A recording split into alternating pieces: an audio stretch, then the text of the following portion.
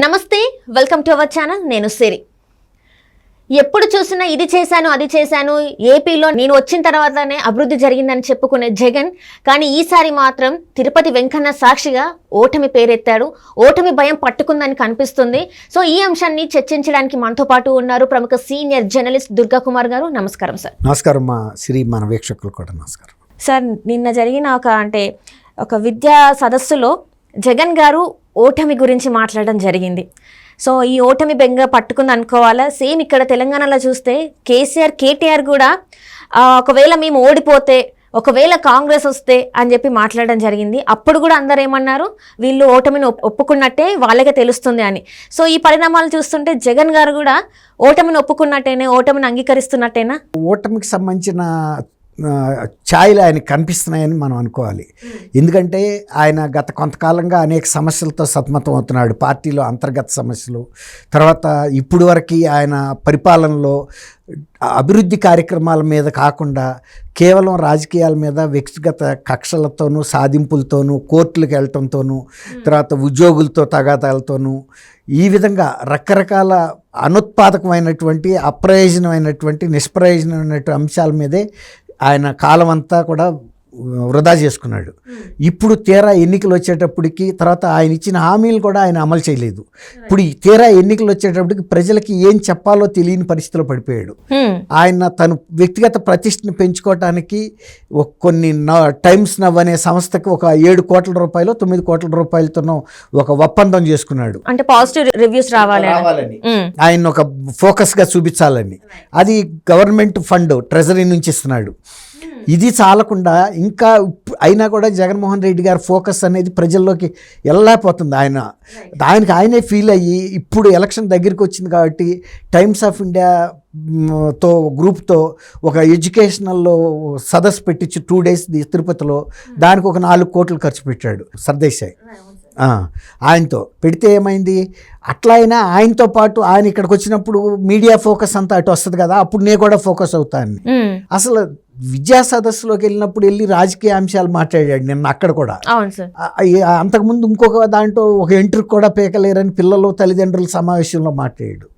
ఆయన ఏ వేదిక మీద ఉన్నాము, మనం ఏం సబ్జెక్ట్ మాట్లాడాలి, పిల్లలకు సంబంధించిన అంశాలు మాట్లాడాలి. ఇవాళ 4 కోట్లు పెట్టి దాన్ని పెట్టాడు, కానీ అది ఎందుకు పెట్టారు, అది ఎవరికి ఉద్దేశించి పెట్టారు, ఏ ప్రయోజనాన్ని ఆశించి పెట్టారు, ఏ స్థాయి విద్యార్థులకి ఏం మెసేజ్ వెళ్ళింది, ఏం లాభం జరిగింది అంటే ఏమీ లేదు. అసలు అది ఒక టార్గెట్, ఒక లక్ష్యం అనేది లేకుండా పెట్టారు. కేవలం ఆ సంస్థకు ఒక 4 కోట్లు ఇవ్వాలి అంతే. దాని ద్వారా ఈయనకి పరోక్షంగా ఆ సంస్థ హెల్ప్ చేస్తుందని జాతీయ స్థాయిలో ఈయనకి సంబంధించి పాజిటివ్గా. ఇది ఆయన అడిగినప్పుడు కూడా సర్దేశాయ్ గారు మీరు విద్యా విషయంలో మీరు విద్యార్థులకి ఏం చేశారంటే కూడా ఆయన దాని గురించి సరైన వివరాలు చెప్పకుండా ఏదో రాజకీయాలకు వెళ్ళిపోయాడు.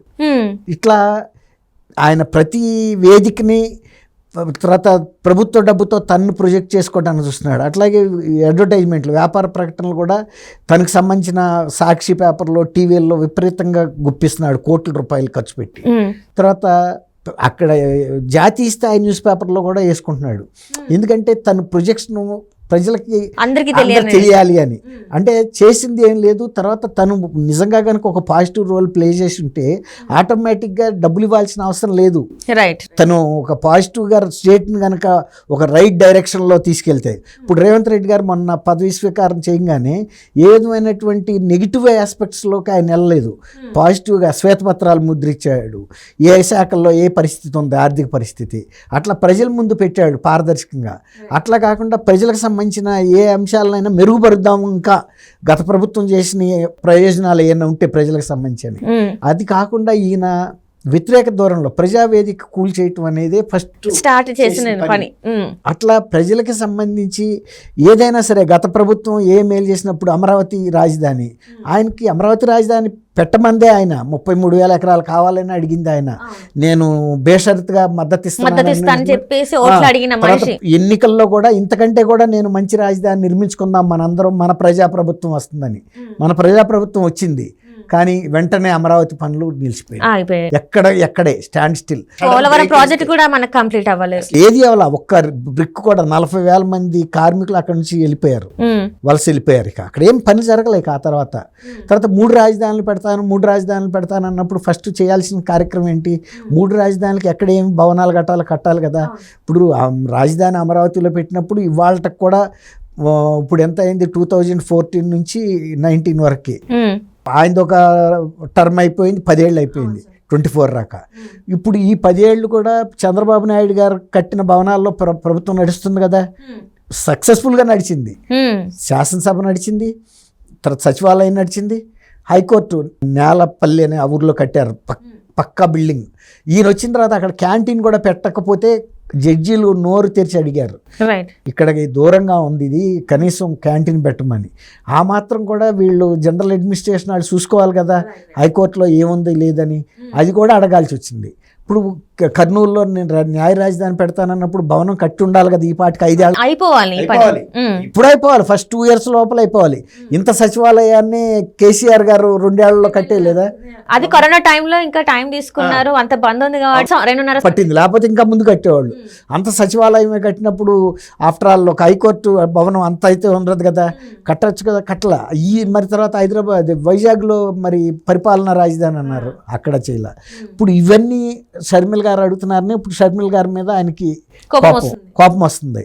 ఈయన చేసే పని ఏదైతే ఉందో అది చేయకుండా ఇతరుల మీద ఈ ప్రచారం కోసం ఇతరులకి డబ్బులు ఖర్చు పెట్టి ప్రభుత్వ డబ్బుని ఫోకస్ చేసుకుంటున్నాడు. తెలంగాణలో ఆంధ్రప్రదేశ్కి సంబంధించిన అడ్వర్టైజ్మెంట్లు చేయాల్సిన అవసరం లేదు కదా, ఇక్కడ ఓటర్లు లేరు కదా, ఆంధ్రప్రదేశ్ వరకు ఇచ్చుకో, దాని వలన ఎంత ఆదా అవుతుంది ఖర్చు, ఇప్పుడు డబల్ ఖర్చు. ఇంకా తెలంగాణలో ఇంకా ఎక్కువ అడ్వర్టైజ్మెంట్ టారిఫ్ అంతే కదా, వేరే స్టేట్కి వచ్చింది. అయితే ఇక్కడ ఒకటి సార్, మీరు ఇప్పుడు అన్నారు కదా అడ్వర్టైజ్ అని అన్నారు కదా, కొన్ని థియేటర్స్లలో చూస్తుంటే, హైదరాబాద్లో చూస్తుంటే వైసీపీ ప్రభుత్వానికి చెందిన ఒక యాడ్ వస్తుంది థియేటర్స్లలో. ఇది ఎంతవరకు కరెక్ట్ అంటారు? అదే ఇప్పుడు అక్కడ వేసుకుంటే అక్కడ థియేటర్లో పర్వాలేదు, ఇక్కడ ప్రభుత్వం లేదు, ఇక్కడ స్టేట్ కాదు, ఈ ఓటర్లు నీకు ఇక్కడ లేరు, నువ్వు పక్క రాష్ట్రంలో ప్రచారం చేసుకోవాల్సిన అవసరం ఏముంది? అదే అంటున్నా, ఆయన ప్రొజెక్ట్ చేసుకున్నాడు, ఒక ఇన్ఫీరియారిటీ కాంప్లెక్స్ వచ్చేసింది. అంటే నాకు తగిన ప్రచారం దొరకటం లేదు కాబట్టి డబ్బులు ఖర్చు పెట్టుకునైనా పెద్ద వాళ్ళని పిలిపించుకుని వాళ్ళతో పాటు నుంచున్నప్పుడన్నా నాకు ప్రచారం దొరుకుతుంది ప్రసార సాధనాల్లో, ప్రజల మధ్యలో. అంటే ప్రచారాలు ఎందుకు సార్? అదే అంటున్నా, అది ఆయనకి లోపించి సలహాలు ఇస్తున్నారు కొంతమంది. ఆయనకి మీడియా అడ్వైజర్లు ఉన్నారు, జాతీయ స్థాయిలో మీడియా అడ్వైజర్లు ఉన్నారు, వాళ్ళకి 5 లక్షల రూపాయల శాలరీలు, కార్లు, తర్వాత వాళ్ళకి ఆఫీసులు, ఇక్కడ స్టాఫ్, విజయవాడలో స్టాఫ్, ఢిల్లీలో స్టాఫ్, ఈ విధంగా పెట్టుకున్నాడు. అయినా కానీ ఆయనకి ప్రొజెక్షన్ అనేది మన ప్రవర్తనతో వస్తుంది. మనకి జాకీలు పెట్టి లేపితే లేచాం పడిపోతాం, మనకు స్వతహాగా బలంతో ఎంత ఎగరగలుగుతామో అంతవరకు ఎగరాలి. కృత్రిమంగా పెట్టే జాకీతో వచ్చే హైట్ నిలబడదు. రైట్. అంటే ఇక్కడ కూడా మనం తెలంగాణలో చూసాం కదా సార్, అంటే ఫామ్ హౌస్కి అంకితమైన సీఎం అని చెప్పేసి ప్రజలు మార్పు కావాలని మార్పు తెచ్చుకున్నారు. ఏపీలో కూడా ఇదే సీన్ రిపీట్ అవుతుంది అనుకోవచ్చు. ఆయనకు కూడా అర్థం అవ్వబట్టే నిన్న ఆ మాట ఆయన నోటి వెంట వచ్చింది, నేను చేసింది ఏం లేదు, ఇవాళ ఏం చెప్పుకోవడానికి లేదు, ప్రజలకు ఏది చేసేది ఏంటి, వాళ్ళు మార్పు అంటే ఇప్పుడు నువ్వు సరిగ్గా చేయకపోతే మార్పు కోరుకుంటారు. అప్పుడు కేసీఆర్ గారు లాంటి తెలంగాణ తీసుకొచ్చిన నేతనే కాదని పక్కన పెట్టేశారు. ఇప్పుడు ఆ రోజే ఇక్కడ నిర్ణయం అయిన రోజే ఆంధ్ర ప్రజలు కూడా నిర్ణయానికి వచ్చేసారు. ఆ రోజే అనుకున్నారు ఇక్కడ కనుక టీఆర్ఎస్ ఓడిపోయిందంటే, ఇంకోటి ఏంటంటే టీఆర్ఎస్ కనుక ఇక్కడ గెలిస్తే ఆయనకి మద్దతుగా అన్ని రకాల మద్దతు దొరికేది. ఇప్పుడు అన్ని రకాల సహాయాలు ఆగిపోయినాయి. ఇప్పుడు ఒక లైఫ్ లైన్ అనేది ఆగిపోతే బ్రీతింగ్, ఆ మనిషి ఏమవుతాడమ్మా, కొట్టుమిట్టాడుతుంటే. ఇప్పుడు అదే జరుగుతుంది, లైఫ్ లైన్ ఆగిపోయింది.